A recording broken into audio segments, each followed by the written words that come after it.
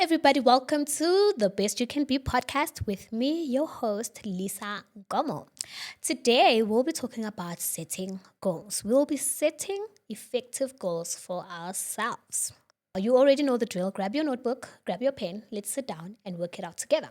Now, let me give you an example. If I wake up one day and I say, I want to start exercising, what does that do for you? Nothing. I just want to start exercising. It doesn't mean I'm going to wake up and exercise tomorrow or the next day or the day after that. It just means I just want to start exercising. But if I wake up and say I want to start exercising on Monday, I'm going to exercise in the morning, every morning for 5 days a week, how does that sound? It's effective. It means I'm going to wake up on Monday knowing very well I need to start exercising. I need to exercise today, tomorrow, and the next day. So, what does that do? That's the power. The power is in saying it directly, the power is in scheduling that goal. So, you saying, I want to do something, does nothing for you. But when you say, I am going to do this thing on this day, like this and like that, that's where the power lies. So today we'll be setting effective goals, which takes us to the ever so popular SMART abbreviation. So if you do not know what SMART is an abbreviation for specific, measurable, achievable, relevant, and time bound. And that's what your goal is supposed to be. It's supposed to be specific, measurable, achievable, relevant, and time bound. What is specific? What do we mean when we say specific? Specific is me saying, I want to do push ups every day. That's specific. I did not say I want to exercise. Exercise comes in many forms. Exercising can be me taking a run, taking a walk, stretching in the morning, going for Pilates. All those are exercise activities. But when I say I want to do push-ups, then I've completely changed the game. I am now specific with what I want to do. The second one is measurable. Measurable says it needs to be something that you can go back and check if it's working, right? So measurable could be, okay, I want to do push-ups. So how am I going to measure to see how that this goal is actually going somewhere? Then I can say, I want to do push-ups every day and decrease my belly fat from 90 centimeters to 70 centimeters. Once I have the centimeters in there, then I know that every day I can wake up and actually measure it. I can use a tape and measure to see if I'm actually going somewhere with this goal. So that's what measurable means. Then it has to be achievable. Sana, you can't wake up. Let me say, I can't wake up and say, I want to become, let me see what's unachievable. And there's a thin line between a goal and a dream. A dream is something that is extravagant. I believe a dream is something that is extravagant. It doesn't mean you cannot achieve it. It just means it's something that is extraordinary. For example, I could dream to go to the moon one day. That's a dream. But for me to say today, my goal is to go to the moon, for the now, for me to actually get to that point, there are a lot of other goals that need to come in between before I can get to the goal of going to the moon. So you need to make sure that the goal that you are putting down now is achievable. You know why it's important for the goal to be achievable? The minute it's unachievable, it becomes a demotivator to you. If I say, I want to exercise every single day, morning and evening, and then I know that I leave the house at 6 a.m., I come back home at 7 p.m. 7 p.m., I'm already exhausted. Traffic was crazy. I'm already angry at everybody that was on the road because of all the traffic and all the mad driving. And then I want to say, I'm going to exercise every single day, 2 times a day. Then 3 days go by. I come home at 7, I'm tired, I sleep. The following day, I come home again, I'm tired, I sleep. Eventually, it demotivates me because now it's unrealistic for the life that I live. I cannot do it. I cannot exercise twice a day, every single day. So make it a goal that you know for your lifestyle and for the way your life is structured, I can actually do it. I know I can at least wake up 10 minutes before time to do a few push-ups before I leave for work. That I can do because at least in the morning I'm fresh, quick push-ups, then I can leave the house. That's achievable. And then we say it's supposed to be relevant. Now, relevancy means you can't just pick a goal out of nowhere that has nothing to do with your life. And when now all of a sudden you want to be the best gospel star, where's the relevancy? I can't even sing, but suddenly I want to be the best gospel star. So your goal needs to be relevant. My relevant goal in the case of exercising, I can't wake up and say, I want to lose weight. Sana, I'm already skinny. So why am I losing weight? You just want to lose weight because everybody else is losing weight.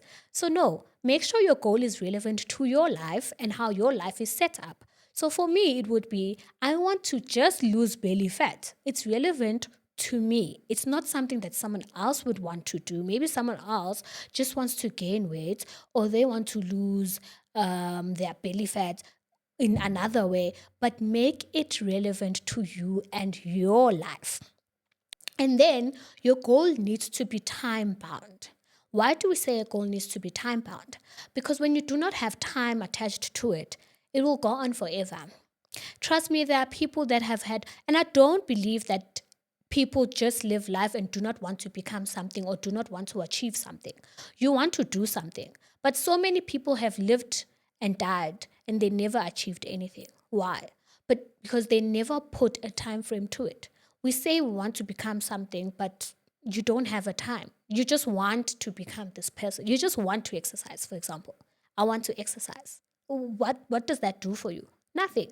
So the minute you say, I want to exercise 3 times a day for the next 3 months so that I can lose this and this and that, that is timeless. I know that by a certain time, I must have achieved this goal. And it also helps you to push yourself because you know time ticks, time is ticking. You know that by the time next year comes, I'm going to be 27. And by 27, I must have achieved 1, 2, 3, 4, 5. So if you know that, hey, time is ticking and 27 is around the corner, you will make sure that you wake up and you live life towards that goal. But when there's no time to it and you just say it out of just because I want to become this, I want to do this, you don't put in the effort that you would have put in if you put times to it. So what am I saying? If I were to structure my exercising goal to be a smart goal, I would say, I want to do 100 push-ups every day of the weekday, every morning, so that my belly fat can move from 90 to 70 centimeters by the 30th of May, 2025. That goal has ticked all the smart boxes because it's specific. I want to do push-ups, 100 push-ups. It's measurable. It's going to move from 90 to 70. It's achievable. I know I can achieve this thing. It's something that I can actually do. It's relevant to me. It's just the belly fat from 90 to 70. And it's time bound. By the time May hits, I must have my belly fat at 70 centimeters. And that's how you structure your goals. So you can do this for short-term goals, for medium-term goals, and for long-term goals. Your short-term goals are, for example, the one I just did. Short-term means it's in the now. It's something that happens in the next month or 2 months. That's a short-term goal. And then medium-term goals are, for me, for the next year. What do I want to achieve within a year? What do I want to have, or what do I want to have done by the time I'm 27 years old? That's a medium-term goal. And the long-term goal is then, what do I want to be or want to have by the time I'm 35? That's a long-term because that's 9 years away from now. So it's important to make sure that your goals go in line with where you are right now and where you want to go. Structure them in a way that you know, for the now, in today's time, I want to do 1, 2, 3 because I know if I achieve this now, I can achieve the next thing the next time and I can achieve the long-term goal. So it's important to make sure that you write your things down. I believe in vision boards. So I actually do believe in vision boards.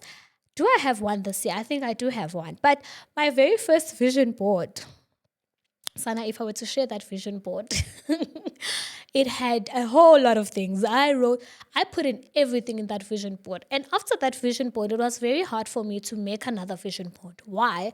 Because those goals were very unachievable in that moment. So, for example, if you know me, you know I love love. I love love. I even have a love series on my YouTube channel. I love love. And I believe in love and family. So, one of the things that I want to have in my life is a family, get married, have kids. My very first vision board had a wedding day. Sana, that year went by. I did not get married. I was so stressed. I'm like, hi, but it's on my vision board. And then the following year, and then I do it again. I'm like, no, we're going to try again. And it didn't happen. I stopped. I completely stopped doing vision boards because I was like, hey, this thing is not working. Until I realized it's not that it's not working. It's because you're putting things that you do not have control over. I have no control over me getting married. Yes, it's nice to have it on your overall life vision board. I think it's important as well to separate our vision boards. Let's have vision boards for the year and let's have our life vision boards. Because me putting marriage in my year vision board when you don't have a partner, it doesn't make sense. I mean, yes, we live with faith, we have crazy faith, and you believe God can do miraculous things. I believe so too. But man, let's just try and be a little realistic. Maybe have vision boards for the year. So our yearly vision boards that we do every year, and then maybe have one big vision board that we do for our lives, the things that you genuinely want to achieve for your life. Actually, that's a word for me. I just thought of that. That was not planned. That was not on my notes. But now that I think about it, I think I'm also going to do that. I'm going to have a life vision board and I'm going to have my year vision board. So let's do that together. Let's make our goals. Let's write down our specific SMART goals, and then let's put them in vision boards according to where we are right now. So have it for your year and then have it for your life. Wow, I love that. Let's do that. Take your pen, take your paper, sit down, write your goals, and then formulate your small vision board for the year, and then formulate your life's bigger picture for your future. And let's see where that takes us. Maybe that way we'll be able to live life more happily and tick boxes. We want to tick the boxes. So when we start putting unachievable goals, we don't tick boxes and then we get depressed and we get stressed out because it was just not achievable in that moment. So let's change the game. Let's do 2 different vision boards and let's come back next time and let me know in the comments how that goes for you. And let's see how that goes for us all in the next year and in the next years to come. I hope you enjoyed this podcast for today. I hope you enjoyed this episode. See you guys on the next one. And I hope that this will actually be a different view and a game changer for us. Yes. Thank you so much for watching. Let's not forget we are going to move from okay to good, from good to great, and from great to extraordinary. Together, one day at a time. Always be the best you can be. See you on the next one. The best you can.